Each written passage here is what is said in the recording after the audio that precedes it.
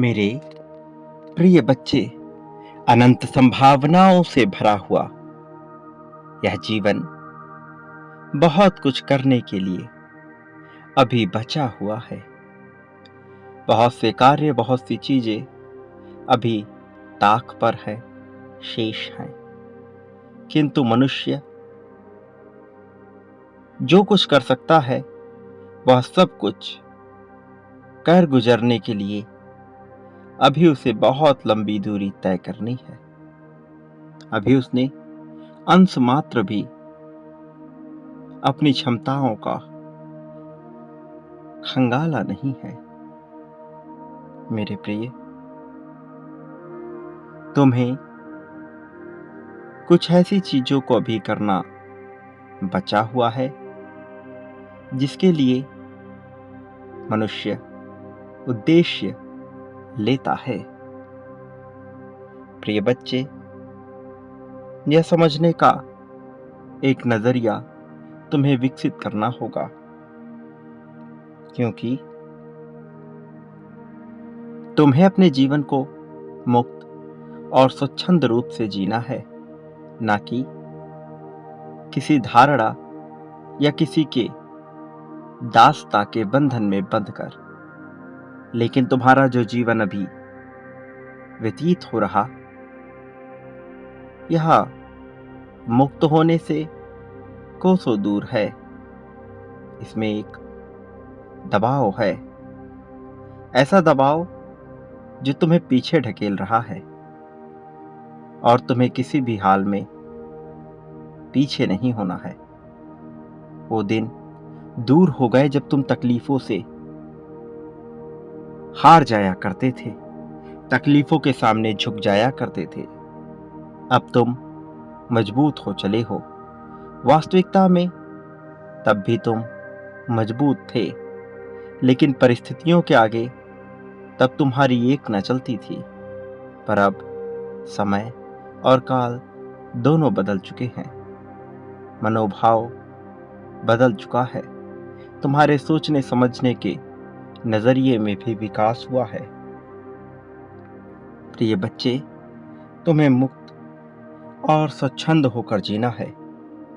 ऐसे जीना है मानो तुम पर ना तो किसी का दबाव है, ना ही कोई बोझ, ना कोई कार्य शेष है, ना ही कोई आकांक्षा, ना कुछ हो जाने को तुम बचे हो, और ना पहले तुम्हें कुछ हो जाना था। तुम मुक्त स्वतंत्र जीवन जीने के लिए ही बने हुए हो। तुम्हारा प्रयास केवल यही होना चाहिए कि तुम्हारा जीवन पूरी तरह से मुक्त हो। तुम्हारा प्रयास स्वतंत्रता के लिए होना चाहिए, पूर्णतः आजादी के लिए होना चाहिए, क्योंकि जीवन का तब तक कोई उद्देश्य सार्थक हो ही नहीं सकता जब तक जीवन परतंत्रता की बेड़ियों में जकड़ा हुआ होता है। ये परतंत्रता पूर्णतः स्वतंत्रता का अभाव है। आर्थिक स्वतंत्रता, मानसिक स्वतंत्रता, धार्मिक स्वतंत्रता, वैचारिक स्वतंत्रता, सामाजिक स्वतंत्रता, इन सब से पूरी तरह से स्वतंत्र होना ही तुम्हारा लक्ष्य है। और जब तुम इस प्रकार के जीवन शैली को अपना लोगे तो बाकी चीजें स्वतः ही तुम्हें मिलने लगेंगी। लेकिन जब तक तुम आगे बढ़ने की होड़ में लगे रहोगे, तब तक इतने पीछे रह जाओगे कि तुम सोच भी नहीं सकते। जो मनुष्य आगे बढ़ने की चाह नहीं करता और केवल स्वतंत्रता की तलाश करते हुए स्वयं को बेहतर बनाता रहता है, स्वयं में रुचियां उत्पन्न कर वह स्वयं को ही तराशने का कार्य करता रहता है, तब तक वह प्रगति पाता रहता है। मेरे प्रिय बच्चे, तुम्हें इस स्वतंत्रता को तलाशना है।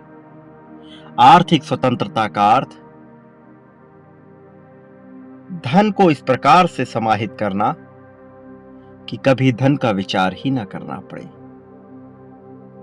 या तो इतने संन्यस्त हो जाओ कि धन का विचार ना आए, अथवा इतने धनी कि धन का विचार करना ही ना पड़े। लेकिन जब तक धन का विचार करना पड़ रहा है, तब तक आर्थिक स्वतंत्रता प्राप्त नहीं हुई, और तब तक यह जीवन चक्र कर्मों के बंधन में बंधा यूं ही चलता रहेगा। इसलिए तुम्हारा लक्ष्य धन को इस प्रकार से हासिल करना है कि कभी धन का विचार ही ना करना पड़े। कहीं खर्च करने से पूर्व तुम्हें उसका व्यवस्था ना बनाना पड़े, यह ना सोचना पड़े कि इसके लिए क्या हिसाब लगाना है। किंतु फिजूल खर्ची और आवश्यकता के अंतर को तुम्हें समझना होगा। यह आवश्यक है। प्रिय बच्चे, धन के प्रति स्वतंत्रता का अर्थ है कि तुम्हें अपने रुचियों, अपने शौक को पूर्ण करने के लिए धन का विचार ना करना पड़े। किंतु जब धन का आशय यह रह जाए कि तुम इसे खर्च करो किसी और को दिखाने के लिए, तो उस धन में भी पाप समाहित हो जाता है। फिर वह धन कभी भी स्वतंत्र नहीं हो सकता। स्वतंत्र रूप से धनी होने के लिए तुम्हें धन को बेहतर तरीके से समझना पड़ेगा। धन के प्रति तुम्हारी आस्था और श्रद्धा को मजबूत करना पड़ेगा। धन को अपना मित्र बनाना होगा। यह सब कुछ संभव है। मेरे प्रिय बच्चे, तुम्हें समझना होगा जो मैं तुम्हें समझाने का प्रयास कर रहा हूं। तुम्हें गहराई से अपने भीतर झांकना होगा। तुम्हें अपने भीतर समाहित हो उतरना होगा। अपने जीवन को गहन रूप से देखना होगा, आकलन करना होगा अपनी क्रियाओं का, अपने गतिविधियों का, अपने विचारों का। मेरे प्रिय बच्चे, धन के प्रति मित्रता का तुम्हें भाव रखना होगा। तभी तुम इससे स्वतंत्र हो पाओगे। जब तक तुम इसके प्रति मित्रता का भाव नहीं रखते, तुम इससे स्वतंत्र ना हो सकोगे। मेरे प्रिय बच्चे, इसी प्रकार से तुम्हें वैचारिक स्वतंत्रता रखनी होगी। वैचारिक स्वतंत्रता का आशय यह है कि तुम्हें सबको अपने हिसाब से नियंत्रित करने की आवश्यकता नहीं। तुम्हें स्वीकार करना होगा कि तुम्हारे विचार अन्य लोगों के विचार, जिनसे तुम बात करते हो, जिनके विचार तुम सुनते हो, वो ना तो श्रेष्ठ हैं, ना ही तुच्छ हैं। किसी का भी विचार श्रेष्ठ नहीं, किसी का भी विचार निम्न अथवा तुच्छ नहीं। यहां सबके अपने विचार या किसी द्वारा चुराए हुए विचार, सभी विचार एक मान्यता है। यहां कुछ भी सही अथवा गलत नहीं है। ये बस अलग अलग नजरिए से देखने का एक तरीका है। यदि किसी के विचार तुम्हें प्रभावित कर रहे, तो जरूरी नहीं कि उसके विचार सही हो। यदि किसी के विचार तुम्हें अप्रभावित कर रहे और तुम्हें अरुचिकर लग रहे, तो भी यह जरूरी नहीं कि वह विचार व्यर्थ हो। हर विचार का हर परिस्थिति, हर स्थान, लोक काल के अनुसार अपना महत्व होता है। तुम्हारे विचार दूसरों के विचार से भिन्न हो सकते हैं, किंतु तुम्हें किसी के भी विचार को छोटा नहीं मानना है, चाहे तुम उसके विचार को स्वीकार करो अथवा नहीं। तुम्हें उसका कटाक्ष नहीं करना। तुम उस पर अपनी प्रतिक्रिया जाहिर कर सकते हो, किंतु किसी को गलत अथवा सही नहीं ठहरा सकते, क्योंकि मनुष्य जो सोच रहा है और जिस सोच तक पहुंचा है, वो मानव जीवन के विकास क्रम का अभी अंश मात्र भी नहीं है। अभी तो बहुत कुछ उजागर होना शेष है। इसलिए मेरे प्रिय बच्चे, तुम्हें अपने भीतर वैचारिक स्वतंत्रता लानी ही होगी। अपनी बातों को सिद्ध करने के लिए, स्वयं को सही साबित करने के लिए दूसरों से बहस करना, दूसरों के साथ अनर्गल वार्तालाप में पड़ना निरर्थक, व्यर्थ, महत्वहीन और पाप कर्म है। पुण्य का कर्म तो यह जानना है कि यह संसार विभिन्न प्रकार की गतिविधियों, विभिन्न प्रकार के मतभेदों और विभिन्न प्रकार के बहुतायत में क्रियाओं से भरा पड़ा है। यहां तुम्हें अनेकता देखने को मिलेगी, लेकिन इसका यह अर्थ नहीं कि कोई मान्यता सही हो अथवा गलत। इसलिए तुम्हें सामाजिक स्वतंत्रता को भी हासिल करना है। सामाजिक स्वतंत्रता ये स्वीकार करना है कि जो कुछ भी अभी चल रहा, चाहे तुम्हें वह पाप कर्म ही क्यों ना लग रहा हो, चाहे कुछ तुम्हें पुण्य कर्म ही क्यों ना लग रहा हो, वह सही अथवा गलत के पैमाने से परे है। तुम्हें कहीं हिंसा दिख रही, इसका यह अर्थ नहीं कि समाज, ये संसार, ये सृष्टि, यह ब्रह्मांड पाप से भर चला है। वो लोग जो ऐसी बातें करते हैं, इसी संसार के अंश हैं। लोगों को सदा सदा से यही लगता आया है कि संसार धीरे धीरे पतन की ओर बढ़ रहा है, किंतु तुम्हें इस प्रकार की सामाजिक मान्यता से मुक्त होना है। तुम्हें अपने आप को इस तरह के बंधनों में, इस तरह की बातों में नहीं डालना है। लोगों को सदा से यही लगता आया है कि ये संसार खत्म हो जाएगा, किंतु यहां कुछ भी खत्म होने जैसा है ही नहीं। यहां सब कुछ शाश्वत था, शाश्वत ही रहेगा, बस सबके रूप में परिवर्तन होता है। इसलिए जब रूप में परिवर्तन होना ही है, तो बेवजह की चिंता अपने माथे पर क्यों डाल रहे हो? क्यों बेवजह की चिंता से ग्रसित होकर अपने जीवन को बर्बाद कर रहे?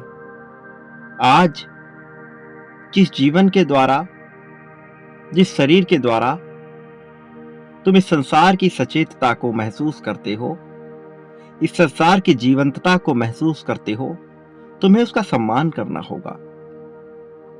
उसमें कमियां ढूंढने के बजाय उसे बेहतर करने का विकल्प ढूंढना होगा। निश्चित तौर पर परिस्थितियां उतनी रुचिकर नहीं जैसी तुम चाहते हो, किंतु उतनी अरुचिकर भी नहीं कि तुम प्रयास ना कर सको। मैं चाहता हूं तुम प्रयास की सीढ़ी पे आगे बढ़ो। सफलता की ऊंचाई तक तुम कब पहुंच जाओगे, तुम्हें इसका अंदाजा भी नहीं है। तुम्हें बस कदम बढ़ाकर आगे बढ़ना है, ऊपर चढ़ते जाना है। एक कदम, फिर एक कदम और। प्रथम प्रयास और अंतिम लक्ष्य तक तुम्हें यूं पहुंचा दिया जाएगा जैसे कोई बाज बहुत ऊंचाई तक उड़ जाता है, कोई जहाज जो धीरे धीरे ऊपर उड़ना प्रारंभ करता है फिर किस प्रकार की गति को पा लेता है, वो विमान जो बहुत ऊंचाई तक उड़ जाता है वैसी ही गति को तुम पालोगे। लेकिन प्रथम प्रयास अत्यंत आवश्यक है। स्वतंत्रता की चाह अत्यंत आवश्यक है। स्वतंत्रता को समझना अत्यंत आवश्यक है। चाहत और जरूरत के बीच के भेद को समझना अत्यंत आवश्यक है। मेरे प्रिय बच्चे, मैं जानता हूं ये जीवन तुम्हें बहुत कुछ सिखा रहा है और यह आवश्यक भी है, लेकिन इस सीमित जीवन काल में अब तुम्हें अपने कदम आगे की ओर बढ़ाने हैं। अब तुम्हें मुक्त होने का भाव महसूस करना है। अब दूसरों के दबाव में रहकर तुम जीवन नहीं जी सकते, चाहे वह तुम्हारे कार्य क्षेत्र में हो, चाहे वह तुम्हारे परिवार में हो, चाहे वह समाज में हो, चाहे मित्रगण में हो, चाहे कहीं भी हो। तुम्हें खुलकर अपनी बात रखनी है, निडर होकर अपनी बात कहनी है। कुछ हो जाने के भय से दबाव में जीवन जीना ईश्वरत्व को प्राप्त करने के बिल्कुल विरोध का कार्य है। मैं नहीं चाहता तुम ईश्वरत्व को प्राप्त करने के बिल्कुल विरोध में कार्य करो। इसलिए मेरे प्रिय बच्चे, स्वतंत्रता को महसूस करो। स्वतंत्रता ही तुम्हारा लक्ष्य है। धार्मिक स्वतंत्रता से आशय तुम्हें समझना है धर्म के महत्व को। धर्म वह नहीं जो तुम्हें कर्म कांडों द्वारा बताया गया है।